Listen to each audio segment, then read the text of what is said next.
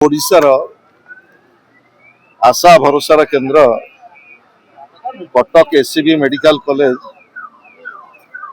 जितेबाला सबुआडे समस्ते निराश हो जाते समस्ते आसती कटक एससीबी की एवं ये जो मर्मन्तुत घटना घटी ये घटना घटी ट्रमा केयर जो पेसेंट आसिकी प्रथमे एडमिशन होती चिकित्सित होती एवं ट्रमा केयर सेंटर रे एडमिशन करा जाए। दुर्भाग्यर कथा यही 19 मास भितरे ओडिशार स्वास्थ्य भित्तिभूमि एभली अवस्था को आसिलानी। आज कटक एससीबी मेडिकल कॉलेज रो ट्रमा केयर सेंटर रे 10 जन आईसीयू रे थिबा पेशेंट जो भली भाव में दग्ध हो जली गले ये ओडिशा इतिहास रे ये एक विरल घटना। मुझे कही रखा चाहे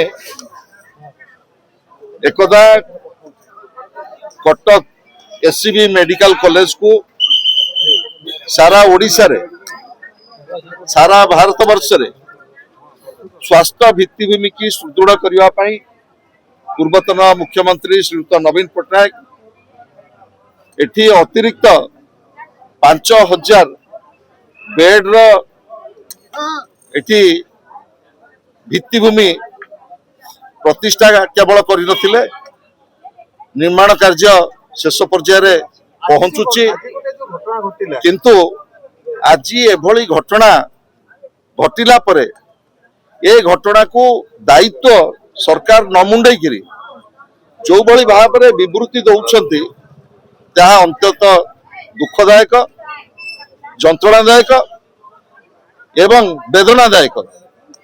मु आशा करुच्ची माननीय मुख्यमंत्री यही जो मृत्युर तांडव ये घटी 10 जन मृत्युवरण कर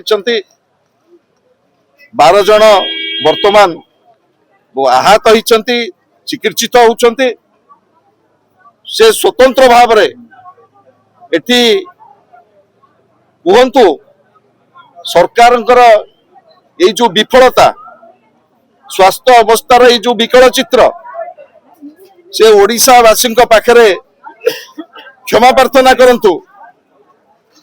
आज घोड़ा बेपार रे नमाती माननीय मुख्यमंत्री उत्तरदायित्व नियंतु राज्यर एभली एक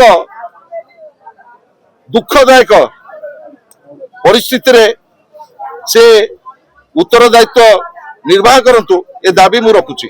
12 जन वर्तमान चिकित्सित होउछंती तांको भितर आहुरी 4-5 जन गुरुतर अछंती एवं ये समस्त कथा को आकलन करागला परे आनुष्ठानिक भाव में बिजु जनता दल आभिमुख्य स्पष्ट करिबो।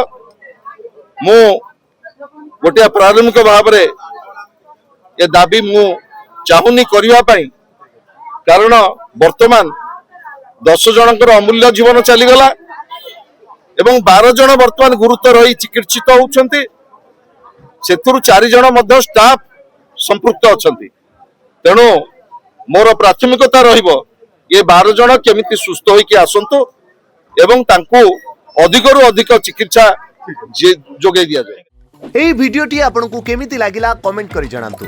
धरित्री लाइव रो यूट्यूब एवं फेसबुक चैनल को सब्सक्राइब करंतु। अधिक खबर पई लॉगिन करंतु www.dharitri.com।